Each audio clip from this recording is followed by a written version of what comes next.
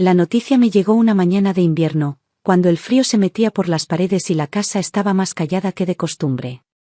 Había abierto las cortinas sin apuro, tomándome mi tiempo para hacerme el café, y antes de que siquiera pudiera dar el primer sorbo, el teléfono fijo sonó. Todavía con las manos frías, contesté sin pensar en nada más que en lo cotidiano, como si nada pudiera sacudirme ese día. Pero lo hizo. La voz al otro lado era seca, mecánica, como si recitara algo ya repetido muchas veces.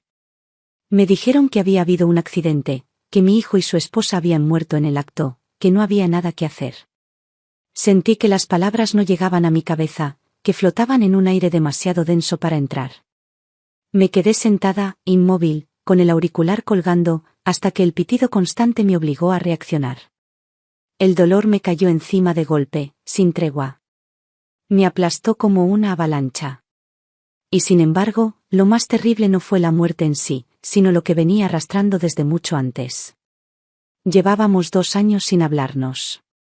2 años de silencio espeso, de distancias construidas a base de orgullo, de heridas abiertas que nunca quisimos cerrar. Él se había enfadado conmigo cuando pagué su matrícula universitaria sin decírselo. Dijo que quería salir adelante por su cuenta, que no necesitaba que nadie le resolviera la vida. Le dije que lo hacía por amor, que quería lo mejor para él, pero no quiso escucharme. Se fue de casa con esa decisión clavada en los ojos y desde entonces, nunca más me llamó. Pasaron los cumpleaños sin llamadas, las navidades sin mensajes, las noticias sin ser compartidas. Supe que se casó por otras personas, supe que se mudó lejos. Y yo, en el fondo, esperaba que un día se presentara en la puerta, sin previo aviso, con una sonrisa medio tímida, y me dijera que ya estaba listo para hablar. Nunca ocurrió. Lo último que supe de él antes de aquella llamada fue una postal sin remitente que apareció en mi buzón, firmada solo con su inicial. Guardé esa tarjeta como si fuera una reliquia, con la esperanza de que fuera una señal, una puerta abierta. Cuando lo perdí, sentí que me habían arrancado algo que ya no podía recuperar. Me reproché todo, no haber respetado su deseo, haber forzado lo que yo creía que era mejor para él, haber dejado que el orgullo creciera más que el amor. No sabía que tenía un hijo. Nadie me lo dijo. No había fotos, no había anuncios, no hubo llamadas. Si lo hubiera sabido, si alguien me lo hubiera contado, quizás algo habría cambiado. Pero no lo supe. Y ahora todo lo que me quedaba era ese vacío, ese silencio irreversible, ese arrepentimiento que se arrastra y no te suelta. Mi hija fue quien me acompañó en todo ese proceso. Desde el velorio hasta el entierro, desde los papeles hasta el retorno a la rutina. Ella fue la que me ayudó a organizarlo todo. No lloró mucho, al menos no delante de mí. Siempre ha sido contenida, dura por fuera. Me decía que ahora tenía que cuidarme, que era importante que comiera bien, que durmiera, que no me dejara vencer por la tristeza. Yo agradecía sus palabras, pero por dentro no podía evitar sentir una lejanía, algo que no encajaba. Había algo en su tono que no terminaba de ser sincero. Atribuí eso al dolor, a la forma que cada uno tiene de enfrentarlo. Pero esa frialdad, esa forma tan seca de cerrar el capítulo de su hermano, me dolió. Aunque no lo dije. Me tragué cada duda, cada palabra, cada sospecha. Era demasiado pronto para pensar mal de nadie. Pasaron los días y luego las semanas. La casa se me hizo enorme, demasiado silenciosa, con los recuerdos flotando en cada esquina. Me refugiaba en las rutinas para no pensar, para no caer. Hacía el café a la misma hora, limpiaba los mismos estantes, sacaba al perro aunque no tuviera fuerzas. Intentaba continuar. Pero cada vez que me sentaba en el sillón donde él solía leer, o pasaba por el marco donde estaba su foto de adolescente, el dolor me perforaba de nuevo. No hay manera de acostumbrarse a la ausencia de un hijo. No hay forma de explicarla ni de suavizarla. Se convierte en una herida que arde en silencio. Una tarde, revisando papeles viejos, encontré una caja con cosas suyas, cuadernos de la infancia, dibujos escolares, cartas que nunca envié. Pasé horas allí, sentada en el suelo, con las manos temblando, como si pudiera tocarlo a través de esos objetos. Recordé su risa, sus peleas, sus proyectos. Recordé cómo me hablaba de cambiar el mundo, de hacer algo por su cuenta, sin depender de nadie. Supe que lo había intentado. Y que a pesar de todo, me quería. Solo que no supimos encontrarnos a tiempo. A partir de entonces, empecé a sentir algo que no era solo dolor. Era una mezcla entre necesidad de justicia, de conexión, de sentido. No quería que su historia terminara así, con distancias y reproches. Quería honrarlo de alguna manera, aunque no supiera cómo todavía.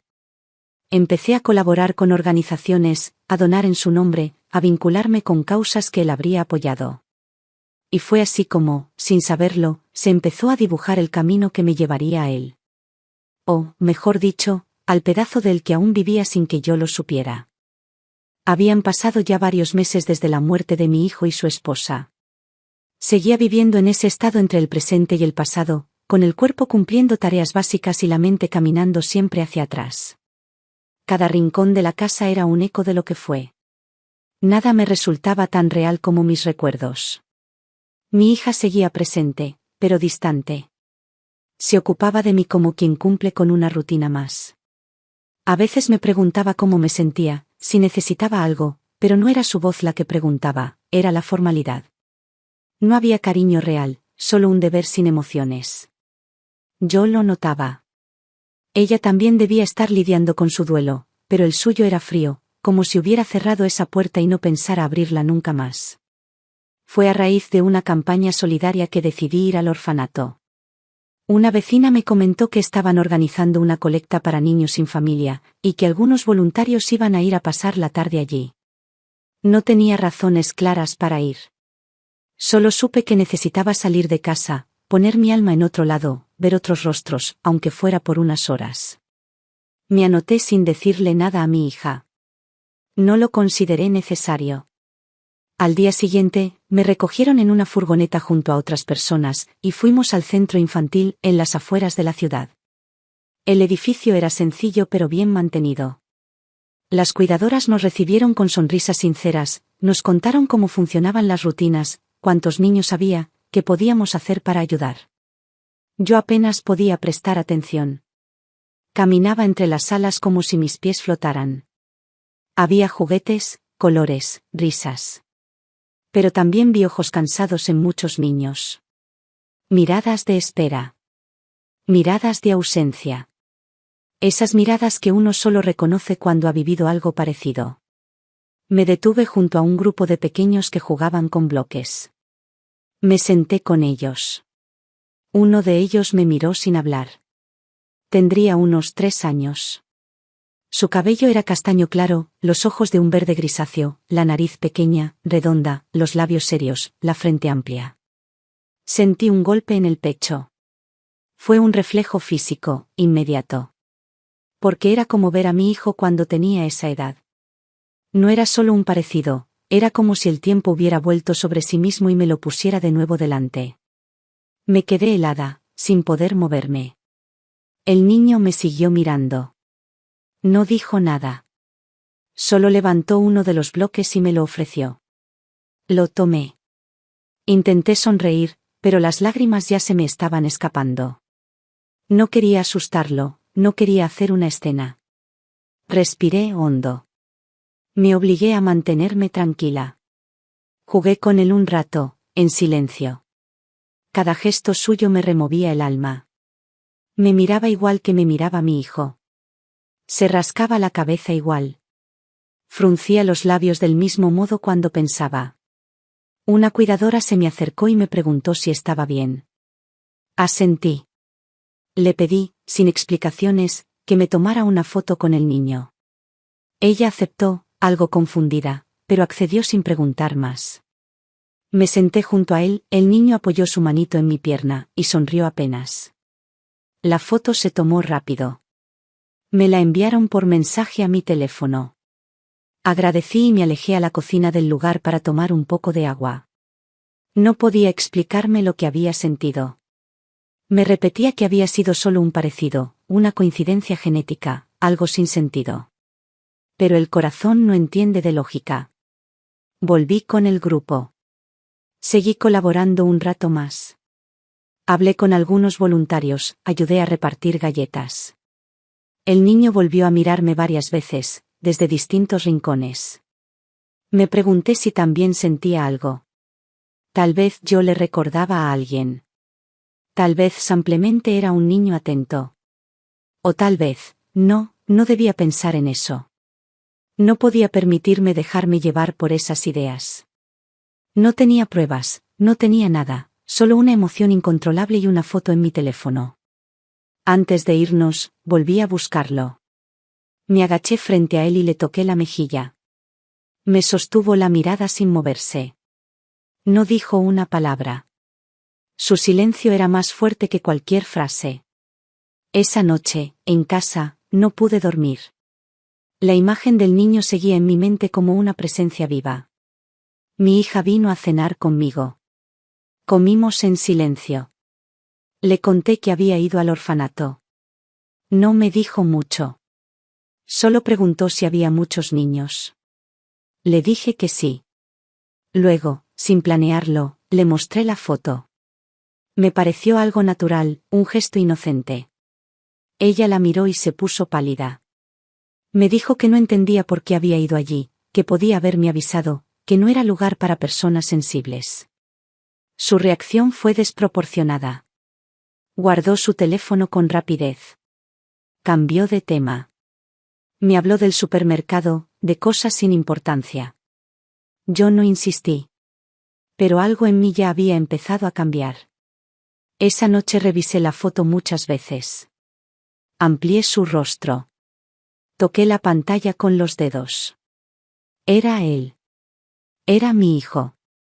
En otro cuerpo, en otro tiempo. Pero era él. Lo sentía en los huesos. Aunque aún no sabía toda la verdad, aunque no tenía ninguna confirmación, algo en mí ya había despertado. Y no habría forma de volver a cerrarlo. Después de aquella noche no volví a ser la misma. Me levantaba cada mañana con la imagen del niño clavada en la mente, como una especie de marca que me acompañaba a cada paso. Iba a la cocina, preparaba el café, regaba las plantas, pero nada de eso podía barrer la sensación de estar frente a algo que había ignorado demasiado tiempo. No quise precipitarme, ni decir nada todavía. Guardé la foto con cuidado, como si fuera una pieza de un rompecabezas que aún no sabía cómo armar. La miraba en silencio cuando mi hija no estaba. No buscaba explicaciones, solo intentaba mantenerme firme, dejar que el tiempo hiciera su parte. Una tarde, mi hija vino como siempre. Trajo algunas compras, comentó cosas del trabajo, se sentó en el sofá como si no pasara nada. Yo la observaba con más atención que antes. Su forma de hablar era rápida, como si necesitara llenar los espacios de palabras para que el silencio no hablara por ella. Cuando le ofrecí un café, lo aceptó, pero no lo tomó. Lo dejó enfriar sobre la mesa. Dijo que tenía prisa, que no podía quedarse mucho rato. Le dije que no había problema, que solo quería mostrarle algo. Ella me miró de reojo, sin expresión. Le tendí el teléfono. Le dije que había guardado la foto del niño con el que había jugado en el orfanato. La tomó sin interés. La pantalla se iluminó con el rostro del niño. Entonces la vi cambiar. Su mandíbula se tensó, sus ojos se agrandaron por un segundo. Bajó el teléfono como si quemara. Me lo devolvió sin decir palabra. Se levantó enseguida. Me dijo que tenía que irse. No preguntó nada sobre el niño. No hizo ni el comentario más mínimo. Solo agarró su bolso, se despidió sin besarme, y salió con paso apurado. Me quedé sola, con el eco de la puerta cerrándose de golpe. Ese golpe me sonó más fuerte que cualquier palabra. Desde ese día empezó a evitarme más. Las visitas se hicieron menos frecuentes. Ya no se quedaba a cenar. Me mandaba mensajes cortos, excusas vagas. Dijo que tenía trabajo, que estaba con muchas cosas. Yo no insistí. Tampoco se lo mencioné a nadie. Solo observaba. Sabía que algo estaba mal. Sabía que esa reacción no era normal. Nadie actúa así frente a la foto de un niño desconocido. Nadie huye por nada. Empecé a revisar mentalmente todos los recuerdos recientes. Las conversaciones, las reacciones, las miradas. Había momentos que, en su momento, me parecieron simples descuidos. Ahora los recordaba con otra luz. Como pequeñas grietas que se iban abriendo poco a poco. Volví a visitar el orfanato una semana después. Les llevé ropa, libros, algunas cosas que había encontrado en casa y que podrían servir. Fui sin decirle a mi hija. No quería darle explicaciones. La directora del lugar me saludó con calidez. Me dijo que les había hecho bien mi primera visita. Me dejó entrar a la sala de juegos. Ahí estaba él, sentado sobre una alfombra, concentrado en una torre de bloques. Cuando me vio, sonrió. No me habló. Solo me extendió un cochecito de juguete. Me senté a su lado. Pasamos un rato así, en silencio. Jugando. Respirando el mismo aire. Como si estuviéramos hechos para encontrarnos. Le pregunté su nombre. La cuidadora me lo dijo, aunque parecía no estar del todo segura de si debía hacerlo. Dijo que se llamaba Elías. Me lo repitió 2 veces, con un tono que no supe descifrar. El niño no respondía a ese nombre. Solo miraba, jugaba, se apoyaba en mi brazo con naturalidad. Como si lo hiciera desde siempre. Volví a tomarle una foto. Esta vez, lo abracé mientras lo hacía. No sé por qué lo hice. Tal vez necesitaba tener una prueba de ese vínculo que me estaba envolviendo sin permiso. La directora me agradeció por las donaciones, me dijo que podía volver cuando quisiera. Esa noche, al volver a casa, sentí que algo dentro de mí se estaba transformando. Había dejado atrás la pasividad. Ya no solo esperaba respuestas. Empezaba a buscar. Empezaba a reunir piezas. No tenía pruebas, no tenía certezas. Pero mi instinto, esa parte de mí que nunca me había fallado, me decía que estaba caminando hacia una verdad que cambiaría todo. Mi hija no volvió a aparecer en una semana. Luego me llamó. Su voz sonaba tensa, rápida. Me dijo que no estaba bien de salud, que prefería no contagiarme nada. Le ofrecí ayuda. Dijo que no era necesario. Luego me preguntó si había ido de nuevo al orfanato. Le dije que sí. No respondí más. Se hizo un silencio largo. Luego colgó. Esa conversación fue corta, pero me dejó más claro que nunca que algo se escondía detrás. No era simple incomodidad. Era miedo. Era culpa. Y aunque aún no sabía lo que vendría, ya lo presentía. Todo estaba a punto de romperse. Aquel silencio no se rompió en varios días. No me llamó. No me escribió. Tampoco apareció por casa. Y aunque en otra época eso me habría llenado de ansiedad, esta vez no fue así. Había una certeza creciendo en mí, como esas raíces que avanzan despacio pero con fuerza bajo la tierra. Había algo que ella no decía. Algo que ocultaba con tanto cuidado que cada gesto, cada frase calculada, la hacía más evidente. Y mientras ella se alejaba, yo me acercaba más a esa verdad que no terminaba de mostrarse, pero que respiraba detrás de cada movimiento. Volví al orfanato cada vez que podía. Les llevé más libros, más ropa, galletas caseras que cocinaba con la excusa de tener algo para compartir. Me volví habitual, casi parte del lugar. Las cuidadoras me recibían con familiaridad. Elías me esperaba. Ya no era casual. Apenas entraba, él dejaba lo que estuviera haciendo y venía hacia mí. No decía palabras, pero su forma de abrazarme hablaba. A veces me sentaba en una silla, y él simplemente se acurrucaba a mi lado, apoyaba la cabeza en mi hombro y se quedaba así, tranquilo, como si eso fuera lo único que necesitaba. Una tarde de otoño, mientras le leía un cuento, noté una marca en su brazo. Pequeña, redonda, apenas visible. Era idéntica a la que tenía mi hijo en el mismo lugar. Me quedé mirando esa marca más de la cuenta. La directora del orfanato me observó en silencio. No dijo nada, pero su mirada hablaba. Supe, en ese momento, que no estaba imaginando nada. Que algo de todo eso era cierto, aunque aún no supiera cómo encajaban las piezas. Me fui del orfanato con esa imagen tatuada en la cabeza. Esa noche no dormí. Me senté en la sala, con una manta sobre las piernas, las luces apagadas, y repasé cada conversación con mi hija, cada palabra que me había dicho desde el día del accidente. Había frases que ahora sonaban distintas.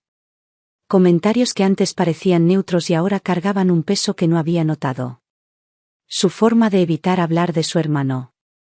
La rapidez con que cerró todo tras su muerte. La frialdad. La ausencia total de duelo real.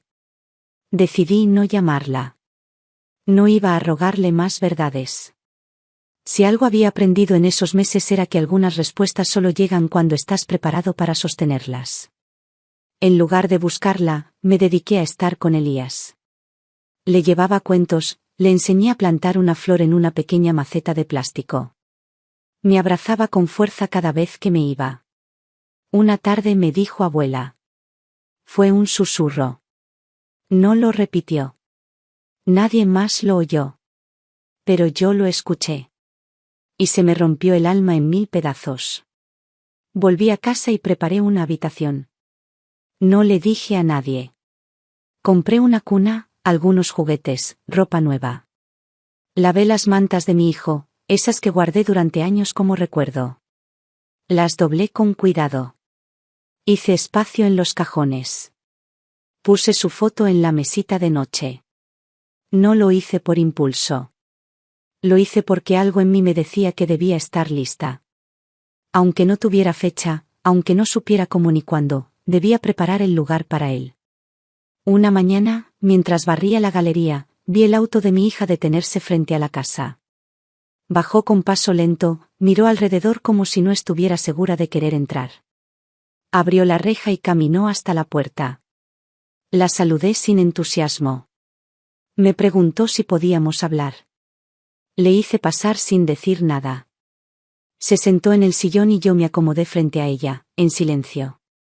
Su mirada evitaba la mía. Habló de cosas triviales, como si no supiera por dónde empezar. Yo no ayudé. No quería palabras vacías. Finalmente, se quedó callada. Me miró largo. Dijo que estaba preocupada por mí. Que había escuchado que iba seguido al orfanato. Que tal vez estaba demasiado vulnerable. No respondí. Solo la miré. Ella siguió hablando. Dijo que entendía mi dolor, pero que tenía que aprender a soltar.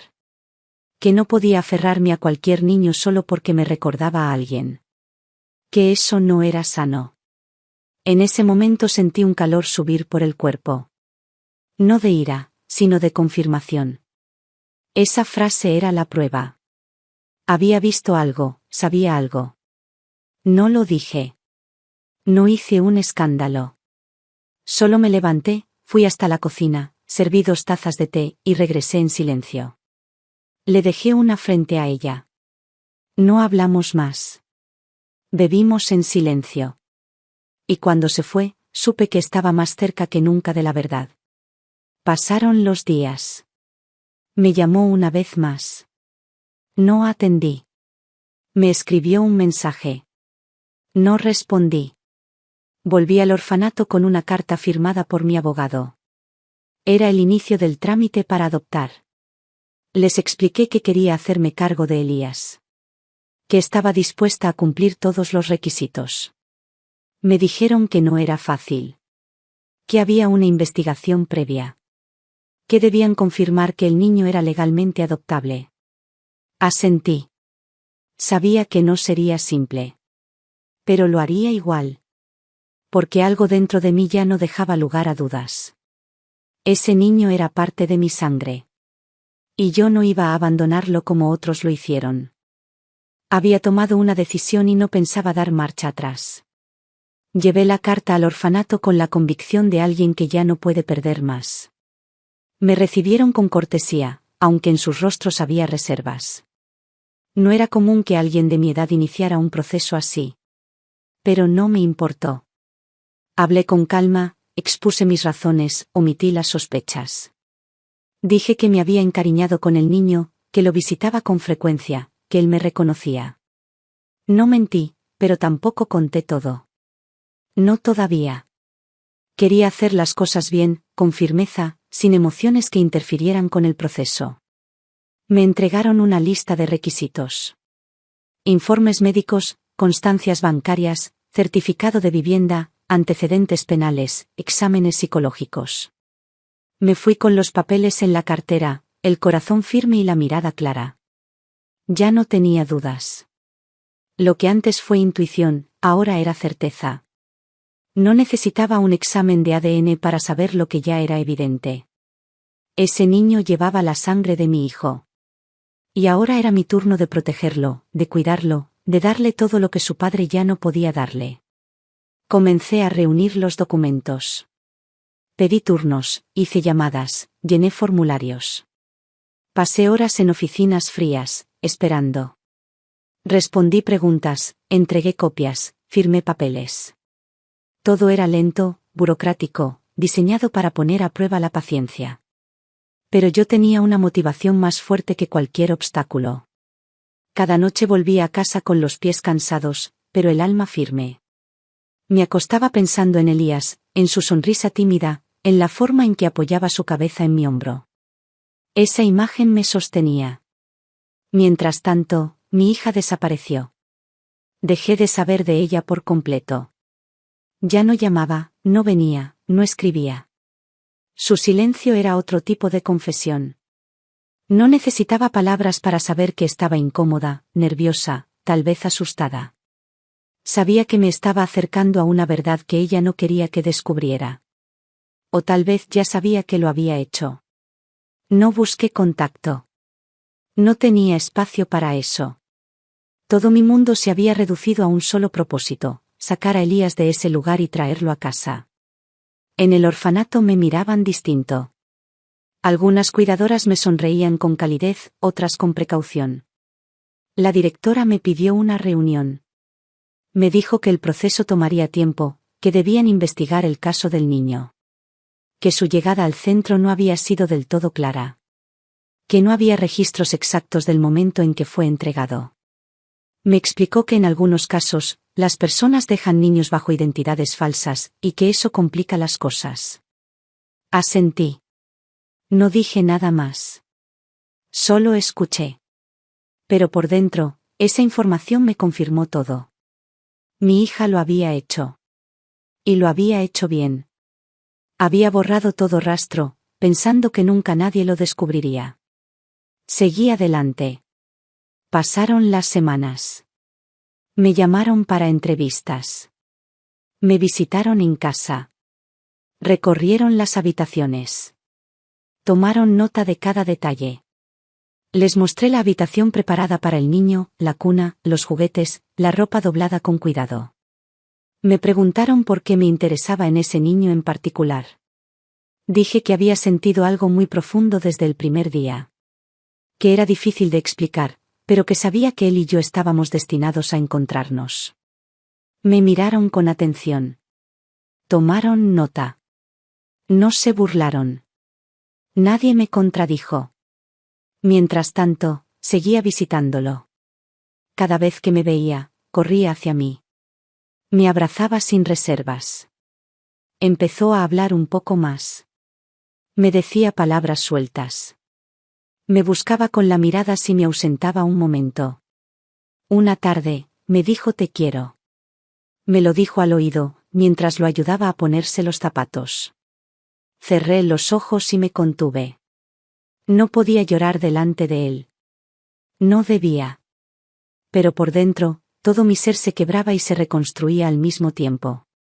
En casa, seguí viviendo sola, pero ya no me sentía sola. Mi rutina cambió. Pensaba en él al levantarme, al cocinar, al salir. Empecé a mirar el mundo desde sus ojos. Me volví más cuidadosa, más tierna, más decidida. Su existencia le dio sentido a todo lo que había perdido. Me devolvió algo que no sabía que podía recuperar. Una razón para seguir. Un amor nuevo, limpio, sin reproches. Una mañana, recibí una llamada de la asistente social. Me dijeron que el proceso avanzaba. Que habían recibido una notificación para revisar el origen del niño, ya que había inconsistencias en su ingreso. Me pidieron más paciencia. Agradecí. Colgué. Respiré hondo. Ya no tenía miedo. Estaba lista para que la verdad saliera, de la forma que fuera. Porque no quería más silencios. No quería más secretos. Y si todo ese proceso llevaba a que el mundo supiera quién era Elías, que así fuera. No pensaba retroceder. Mientras tanto, mi hija seguía en la sombra. Ya no era parte de mi vida diaria. No la extrañaba. No me preocupaba. Algo se había roto y no se podía reparar con disculpas. Tal vez algún día lo hablaríamos. Tal vez no. Pero ahora, lo único que importaba era Elías. Y la vida que empezaba a formarse entre los dos. Una vida que nadie iba a robarme otra vez. Cuando por fin me llamaron para decirme que podía recibirlo en casa bajo guarda provisoria, sentí que volvía a respirar después de meses. Fui a buscarlo con una bolsa llena de ropa, juguetes nuevos, un oso de peluche que había elegido con cuidado, y un abrigo que le quedaba un poco grande, pero que podría usar por mucho tiempo. Las cuidadoras me lo entregaron con una mezcla de alegría y despedida triste. Me abrazaron fuerte. Me desearon suerte. Él se despidió de ella sin lágrimas. Me agarró la mano, miró hacia adelante, y salimos. En el auto no dijo una palabra. Se quedó mirando por la ventana. De vez en cuando apretaba mi mano. Yo tampoco hablé mucho. Le puse música suave, lo observé por el espejo retrovisor, lo dejé en su mundo. Llegamos a casa y lo llevé directamente a su habitación. Se quedó quieto en la puerta, mirando todo. Tocó la cuna, los juguetes, los dibujos que había colgado en la pared. Se acercó a la foto de mi hijo, que estaba enmarcada sobre una repisa. La miró largo rato. Luego me miró a mí. No dijo nada. Pero me abrazó. Así empezó nuestra vida juntos. Al principio con cautela, como si ambos fuéramos dos piezas que no encajaban del todo, pero con el deseo firme de lograrlo. Le enseñé cómo funcionaba la casa, le mostré dónde estaba todo. Cocinamos juntos desde el primer día. Jugamos en la galería. Le conté cuentos cada noche antes de dormir. Él hablaba poco, pero escuchaba con una atención profunda. Se acurrucaba junto a mí y respiraba en silencio. Era como si el lenguaje entre nosotros fuera otro. Los primeros días fueron tranquilos, pero también intensos. Se despertaba a veces llorando, con miedo. Yo iba hasta su cama, lo abrazaba, le susurraba palabras que no siempre tenían sentido, pero que lo calmaban. Me preguntaba si recordaría algo de su vida anterior. Si llevaría adentro la tristeza de haber sido dejado atrás. Pero nunca se lo mencioné. No quise cargarlo con preguntas que él no podía responder. Solo me concentré en cuidarlo, en darle seguridad, en hacerle sentir que este era su hogar. Empezó a llamar abuela con naturalidad. Lo dijo una tarde mientras regábamos las plantas. Me pasó la regadera y me dijo, abuela, tu turno. Se me llenaron los ojos de lágrimas, pero no quise que me viera. Lo abracé por la espalda. Fue la primera vez que sentí que, más allá de cualquier papel, ese niño ya era mío. No necesitábamos sellos ni permisos para saberlo. Era algo más fuerte. Algo que solo se siente con el corazón. Mi rutina cambió por completo. Despertarme con él en casa era una alegría que no había sentido en años. Su risa llenaba la casa, sus pasos la recorrían con libertad. Todo volvió a tener vida. Cocinábamos juntos, hacíamos tareas de jardín, pintábamos. Empezó a ir al jardín de infantes. Yo lo acompañaba cada mañana, lo esperaba cada mediodía. Le preparaba la merienda. Le compré una bicicleta. Aprendió a pedalear en el patio trasero, riéndose a carcajadas. Poco a poco, se soltó. Hablaba más, preguntaba, se animaba a decir lo que sentía. Una tarde me abrazó fuerte y me dijo, esta es mi casa para siempre. Me quedé en silencio. Solo lo abracé más fuerte. Tenía miedo de que alguien, intentara arrancármelo. Pero por dentro sentí alivio. Habíamos logrado construir algo sólido. Estábamos sanando. No hablé de mi hija en todo ese tiempo. No se lo mencioné. Tampoco preguntó por ella. A veces, en el silencio de la noche, pensaba en lo que había hecho. En cómo fue capaz de entregar a un niño tan pequeño, tan indefenso, solo por ambición. Y aunque la rabia volvía, también sentía compasión. Una compasión fría, distante, pero real. Porque solo alguien muy roto por dentro es capaz de hacer algo así. Y aunque nunca la justificaría, empecé a comprender que su maldad venía del miedo. Miedo a perder poder, miedo a no ser la única heredera, miedo a quedar al margen. Yo ya no vivía para el rencor. Vivía para él. Para mi nieto. Para ese niño que me había dado una segunda oportunidad cuando ya creía que todo estaba perdido. Con él descubrí una ternura nueva. Una forma de amor distinta a la que tuve con mis hijos. Esta vez no había expectativas, ni presiones, ni planes ajenos. Solo estaba él, tal como era, y yo, tal como podía ser. Pasaron los meses. Lo inscribí en clases de música, en un taller de dibujo. Empezó a hacer amigos. Me hablaba de ellos, me contaba lo que aprendía, me mostraba sus dibujos con orgullo. Yo guardaba cada uno como un tesoro. Los pegaba en la heladera, los enmarcaba. Quería que supiera que su arte, su voz, su historia, importaban. Una mañana, mientras desayunábamos, me preguntó si su mamá era un ángel. Le respondí que sí. Que tanto su mamá como su papá lo amaron mucho. Me miró y asintió, como si ya lo supiera. Después me abrazó. No dijo nada más. Solo comió su pan con mermelada y salió corriendo a buscar sus juguetes. En ese gesto tan simple, entendí que algo en él también estaba sanando. Y aunque el proceso legal aún no había terminado, yo ya lo sentía completo.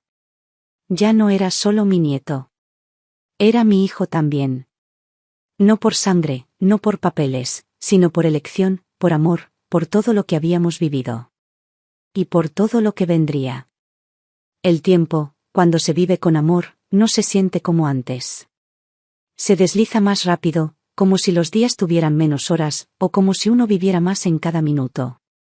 Así pasó la infancia de Elías. Lo vi crecer en mis brazos, lo acompañé en cada primer paso, en cada caída, en cada palabra nueva. Y de pronto, sin darme cuenta, ya tenía 12 años. Su cuerpo empezó a cambiar, su voz se hizo más grave, su forma de mirar se volvió más profunda. Seguía siendo dulce, pero ahora pensaba más. Observaba más. Preguntaba menos, pero lo entendía todo. La adolescencia no llegó de golpe. Fue como una brisa que se fue colando entre las rutinas. Una opinión más firme, una puerta que cerraba con más fuerza, un silencio más largo en la cena. Yo lo miraba y recordaba a mi hijo a esa edad. El mismo gesto cuando se enojaba. La misma manera de cruzar los brazos. Pero con algo distinto. Con una ternura que mi hijo escondía y que Elías mostraba sin miedo. Siempre tuvo eso. Una sensibilidad que no lo debilitaba, al contrario, lo hacía más fuerte. Nuestro vínculo seguía intacto. Seguíamos hablando todas las noches. Me contaba cosas de la escuela, de sus amigos, de lo que soñaba para el futuro. A veces decía que quería ser arquitecto, otras veces músico. Le gustaba tocar la guitarra, escribir pequeños textos, construir cosas con sus manos. Tenía una imaginación inmensa. Yo lo animaba. Le compraba libros, materiales, todo lo que pudiera ayudarlo a crecer sin miedo. Porque eso era lo único que quería para él, que no tuviera miedo de ser quien era. Nunca le conté la historia completa. Solo sabía que su mamá y su papá habían muerto en un accidente, que yo era su abuela, y que desde muy pequeño lo había cuidado. No le hablé del orfanato, ni de cómo lo encontré. No le hablé de su tía, ni de la traición. No porque quisiera mentirle. sino porque quería que creciera libre de esas sombras. Ya habría tiempo para decirlo todo. Pero no cuando todavía estaba construyendo su identidad. Quería que su historia empezara con amor, no con abandono. Aún así, había momentos en los que sentía que él presentía algo. Una pregunta no formulada. Una mirada más larga cuando veía fotos familiares. Un silencio cuando alguien le preguntaba por su infancia. Nunca me presionó. Tal vez me protegía. Tal vez sabía que no era el momento. Pero el tema estaba ahí, flotando entre nosotros, como una promesa de futuro. Yo lo aceptaba. No tenía miedo de ese día. Solo quería que llegara cuando estuviéramos listos los dos. Durante esos años, me ocupé también de seguir en contacto con los abogados. El proceso de adopción ya estaba cerrado. Era oficialmente mi nieto y mi hijo legal. En los papeles, en la justicia, en todo. Pero lo importante no estaba ahí. Estaba en cada gesto que él tenía conmigo. En la forma en que me cuidaba cuando veía que estaba cansada. En cómo me dejaba dibujos en la mesa. En cómo me cubría con una manta si me dormía en el sillón. Él me cuidaba como si fuera su madre. Y de alguna forma, lo era. La casa también cambió con él. Donde antes había silencio, ahora había música, risas, preguntas, movimiento. Celebramos juntos cada cumpleaños, cada calificación, cada logro. Él nunca pedía nada caro. Solo quería tiempo, atención, palabras. Le gustaban los paseos al parque, los helados, mirar películas juntos. A veces me decía que yo era la única persona que siempre estaba. Y cuando lo decía, me miraba con esa mezcla de amor y seguridad que solo se da cuando uno se siente profundamente cuidado. Nunca volvió a preguntar por su madre. Era como si hubiera aceptado su ausencia sin resistirse. A veces me preocupaba eso. Pero otras veces pensaba que los niños, cuando crecen con amor, no necesitan llenar todos los vacíos con información. A veces basta con sentirse amados. Él lo era. Cada día. Durante su adolescencia empezaron también los primeros conflictos pequeños. Se enojaba por tonterías, se encerraba en su cuarto, se mostraba desafiante. Pero siempre volvía. Siempre pedía perdón si se pasaba de la raya. Tenía esa nobleza que no se aprende, que viene de adentro.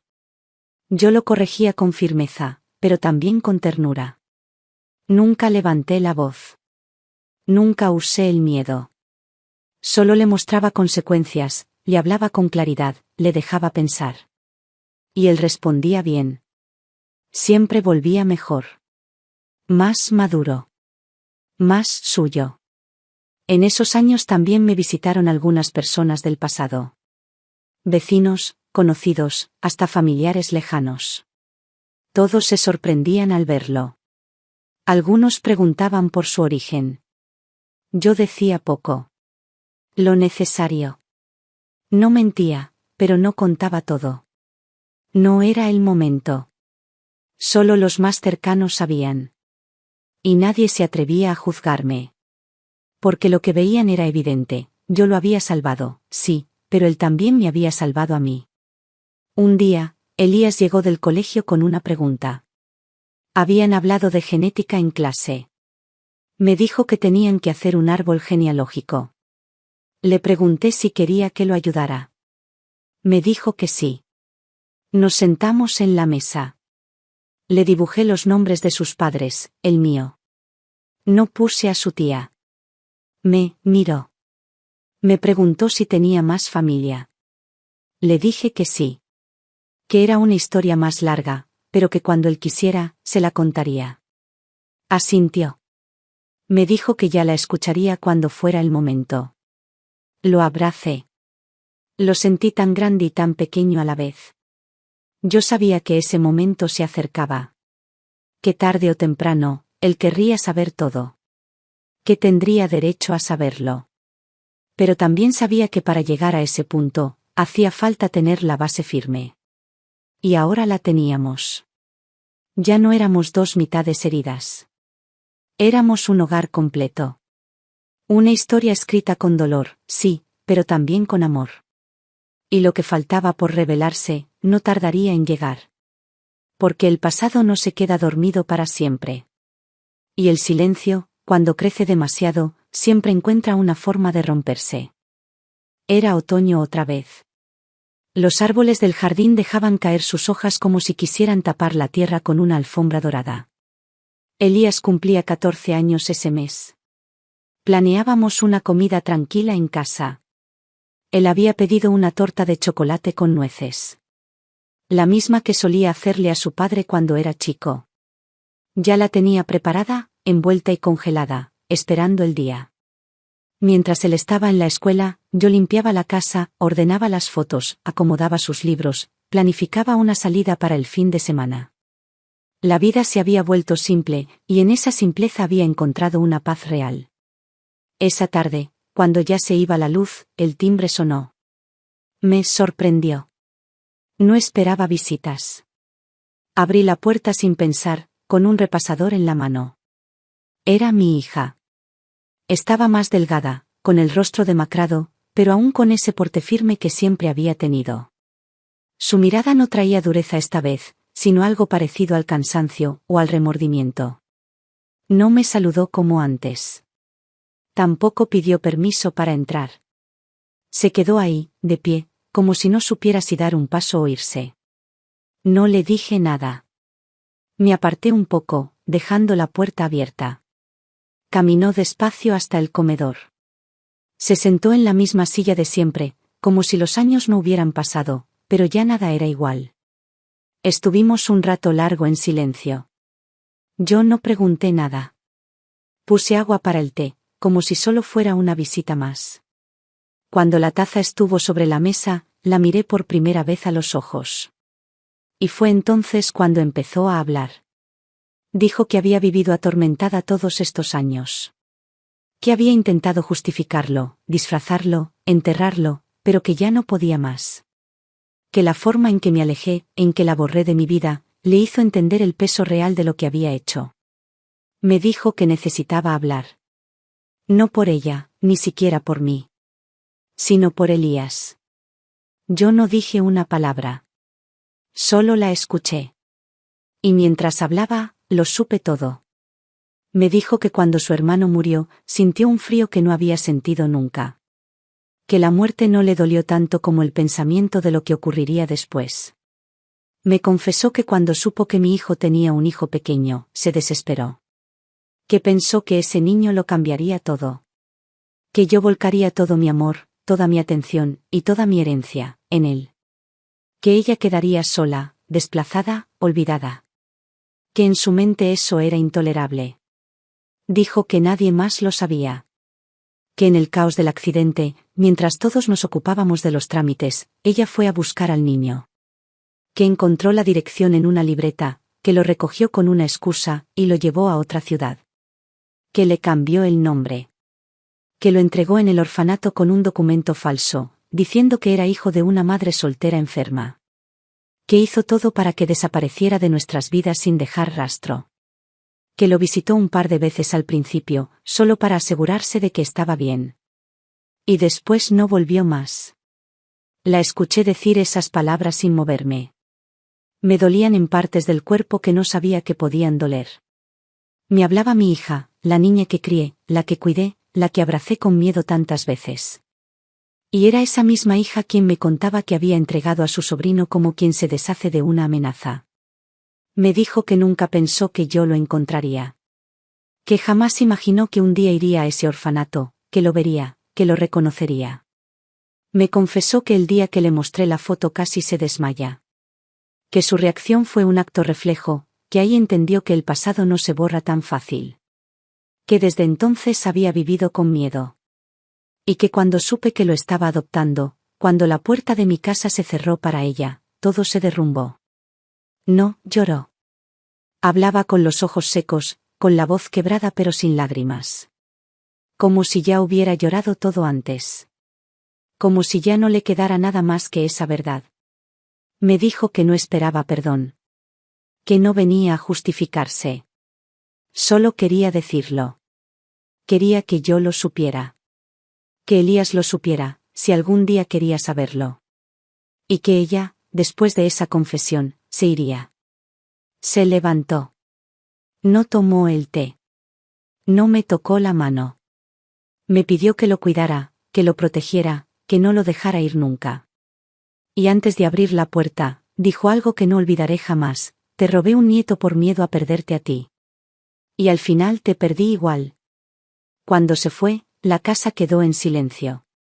Me senté en la misma silla que ella había ocupado, con las manos sobre la mesa. No lloré. No grité. Solo me quedé ahí, con la certeza más brutal de mi vida. Todo encajaba. El miedo, la frialdad, el silencio, su reacción a la foto. Había sido ella desde el principio. No sé cuánto tiempo estuve así. Cuando escuché la llave en la puerta, supe que era Elías. Venía de la escuela. Entró corriendo, dejó su mochila y me abrazó como todos los días. Me miró con esa mezcla de amor y confianza que siempre tenía. Me preguntó si estaba bien. Le dije que sí. Y por primera vez, mentí. Esa noche, lo miré dormir como cuando era pequeño. Le acaricié el cabello, le acomodé la manta, le besé la frente. Y supe que nada de lo que había pasado podía cambiar lo que él era ahora. Él era mi nieto. Era mi hijo. Y era la mejor parte de mi vida. Nada ni nadie me lo arrebataría otra vez. Después de aquella confesión, no volví a saber de mi hija. No me llamó. No escribió. No intentó explicarse otra vez. Desapareció como si aquella última visita hubiera sido su forma de despedirse. Y en cierto modo, lo fue. A veces me preguntaba si esperaba una reacción distinta. Si creía que decir la verdad me haría perdonarla. Pero lo que hizo fue demasiado. No era un error de juventud, ni una torpeza emocional. Fue una traición deliberada, sostenida, diseñada para desaparecer a un niño que nunca debió haber sido separado de su familia. Con el paso de los días, empecé a sentir con más claridad el alcance del dolor. No me había robado solo un nieto. Me había robado años enteros de su vida. Sus primeras palabras, sus primeros pasos, su primer diente caído, sus primeras pesadillas. Me había arrebatado esos momentos que no se repiten, esos pequeños ritos que marcan la infancia. Y aunque ahora lo tenía conmigo, había un tiempo perdido que no se podía reparar. Lo sabía. Lo aceptaba. Pero me dolía. No quise buscarla. No quise confrontarla de nuevo. No habría más explicaciones. Ya no había nada que decir. Lo que sentía por ella se volvió un muro frío, sólido, sin grietas. La amé durante toda su vida, la defendí incluso cuando no debía, le perdoné cosas que ni ella recordaba.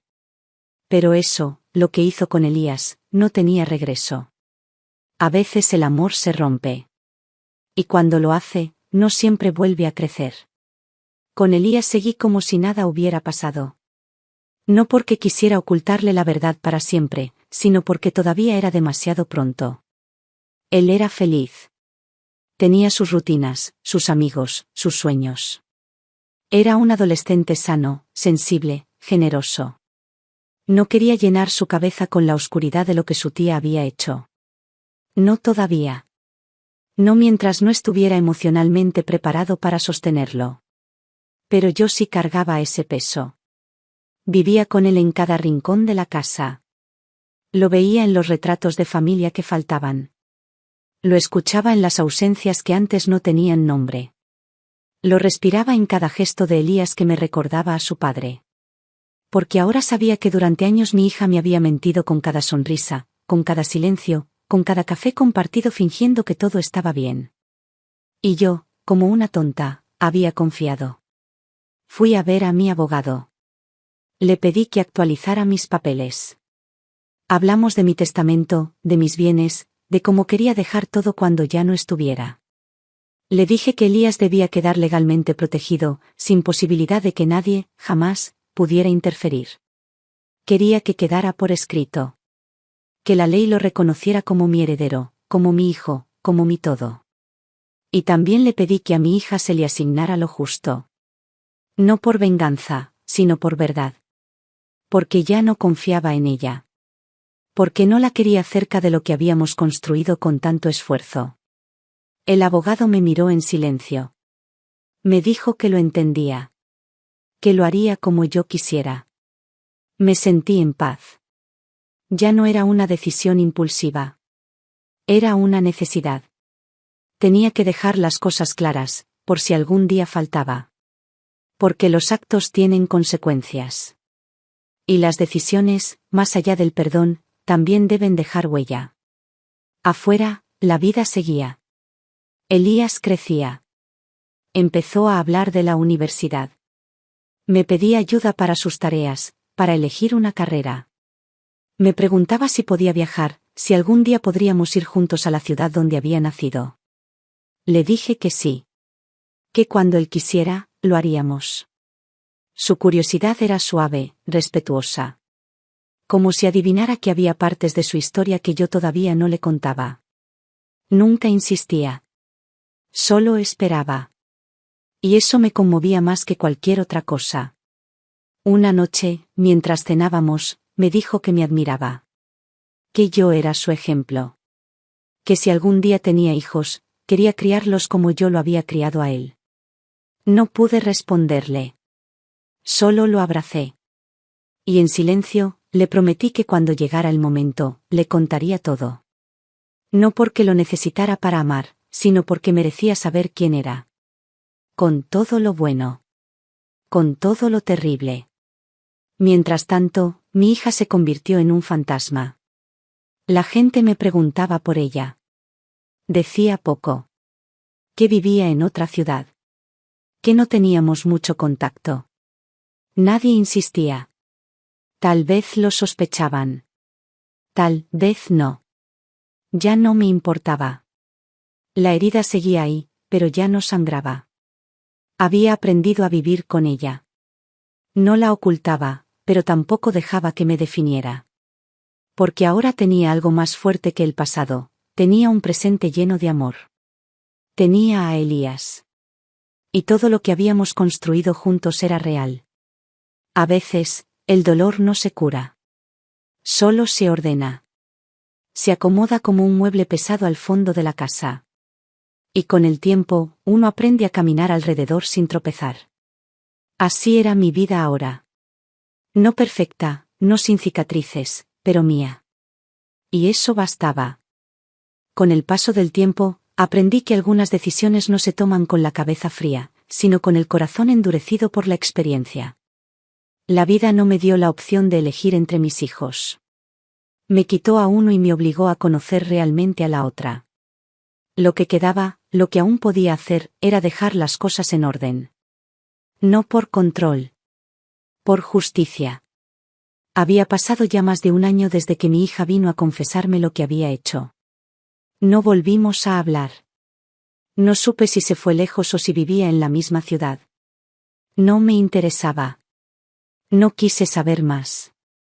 Elías, con sus 15 años, se había convertido en un joven atento, inteligente, con un sentido de la responsabilidad que no siempre se ve a esa edad. Cuidaba de mí con una mezcla de dulzura y madurez.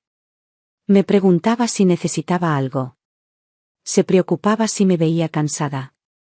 Me traía flores en primavera, me cocinaba en mi cumpleaños, me escribía cartas cuando no encontraba palabras. Fue entonces cuando tomé la decisión final sobre mi herencia. Me senté con mi abogado, le llevé todos los documentos. Él sabía mi historia. Conocía cada detalle, desde el accidente de mi hijo hasta la confesión de mi hija. Le pedí que redactara un testamento sin rodeos. Claro, simple, y firme. Un 40% sería para Elías. No solo porque era mi nieto.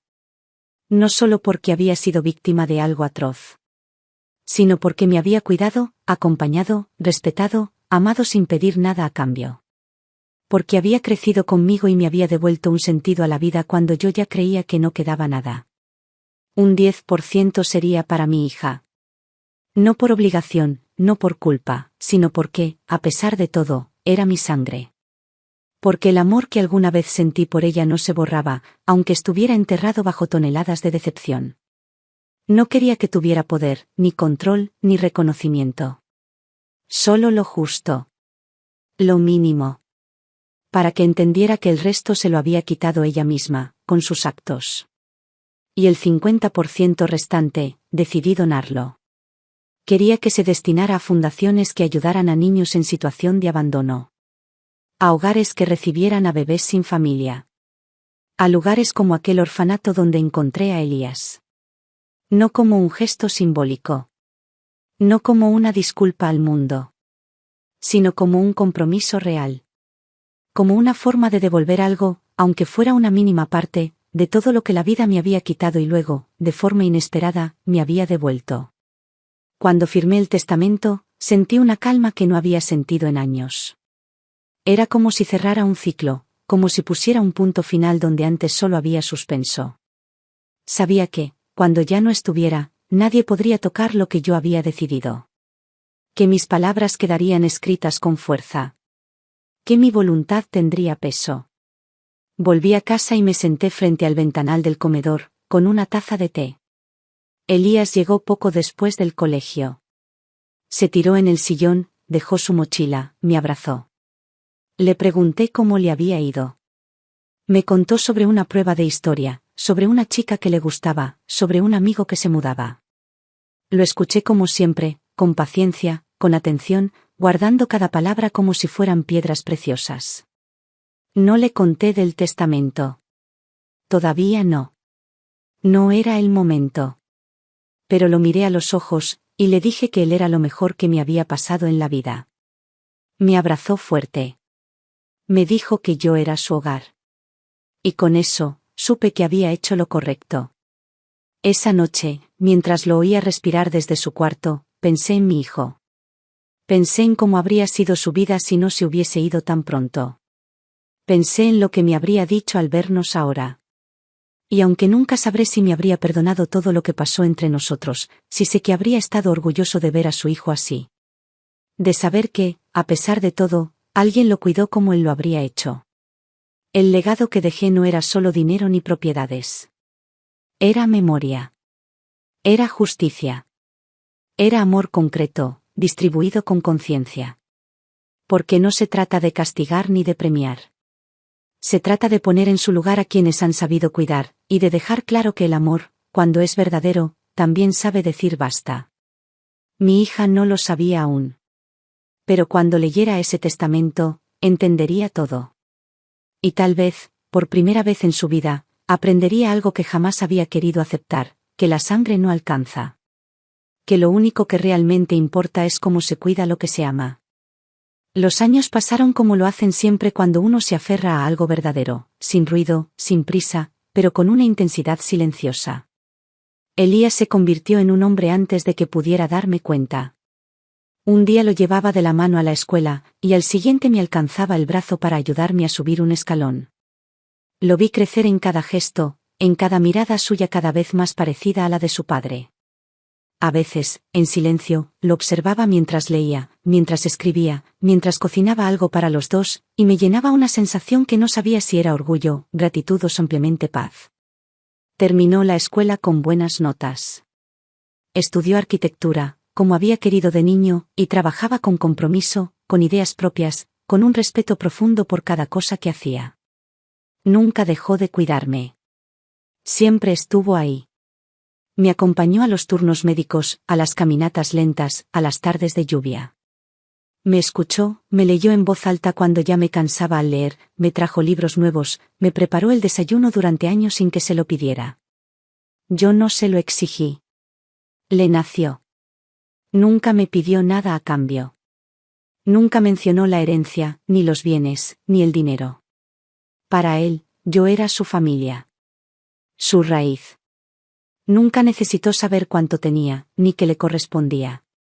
Y por eso, por ese desinterés, por esa pureza que conservó desde la infancia, supe que todo lo que le dejaba estaba en las manos correctas. Cuando cumplió 25 años, me senté con él en la galería, como hacíamos tantas veces en las tardes tranquilas. El sol bajaba lento, y los árboles se movían con un viento sereno. Le dije que quería hablarle de algo importante. Me miró sin miedo, con esa serenidad que heredó de su padre. Le conté todo. Le hablé del accidente, de la confusión, del silencio. Le conté cómo lo encontré, cómo lo reconocí, cómo su tía lo había ocultado. Le conté todo con palabras justas, sin dramatismo, sin necesidad de lágrimas. Él no interrumpió. No me juzgó. Me tomó la mano y solo dijo, gracias por buscarme. Gracias por no rendirte. Y entonces supe que nada de lo que hice estuvo de más. Que cada paso, cada trámite, cada noche sin dormir, cada enojo, cada lágrima, tuvo sentido. Le mostré el testamento. Le dije cómo había decidido repartir todo. Me miró sorprendido, como si no esperara nada de eso. Me preguntó si estaba segura. Le dije que no había hecho nada por generosidad, sino por justicia. Porque era suyo. Porque él había hecho por mí más que nadie. Porque todo lo que había construido en esta última etapa de mi vida, lo había hecho con él al lado. Me abrazó largo rato. No lloramos. Solo nos quedamos así, respirando la tranquilidad de haber dicho la verdad, de haber puesto las cartas sobre la mesa, de haber dejado atrás las sombras. Poco después empecé a sentir el cuerpo más lento. Los años pesan de forma distinta cuando se ha vivido mucho. No me asustó. Estaba lista. Ya no tenía asuntos pendientes. No había odio acumulado, ni rencores que quemaran por dentro. Mi hija seguía lejos. Nunca volvió. Supo del testamento por el abogado. No respondió. Y eso también fue una forma de decir todo. Viví mis últimos años acompañada, tranquila, con mis días llenos de pequeños rituales. Elías venía cada mañana. A veces solo para sentarse conmigo un rato. Me llevaba flores, me preparaba sopa cuando hacía frío, me leía las noticias. Me hablaba de sus proyectos. Me hablaba de la mujer que amaba. Me dijo que quería formar una familia, que quería que sus hijos supieran todo de su historia, también lo difícil. Le dije que sí. Que todo debía saberse. Porque el silencio no construye raíces, solo huecos. Cuando llegó el final, lo sentí. Una noche me acosté sabiendo que tal vez no habría un amanecer más para mí. Me puse la manta encima, cerré los ojos, y pensé en mi hijo. Lo vi con su risa de niño, corriendo por el jardín. Lo vi joven, fuerte, con su guitarra, con sus ideas rebeldes. Lo vi abrazando a su hijo, diciéndole que todo estaría bien. Y sentí que, de algún modo, ese reencuentro estaba por llegar. No tuve miedo. Elías me encontró al amanecer, dormida. Me tomó la mano, me acomodó el cabello, me besó la frente. Me despidió en silencio. Me honró como viví, sin alardes, pero con sentido. Hoy, si alguien cuenta mi historia, espero que diga esto, que fui madre, que fui abuela, que supe rectificar mis errores, que no me quedé callada ante lo injusto, y que di todo por amor. Que elegí el bien incluso cuando dolía. Y que en la balanza final, lo que más pesó fue la vida que logré salvar. Porque ese fue mi legado. Y fue suficiente.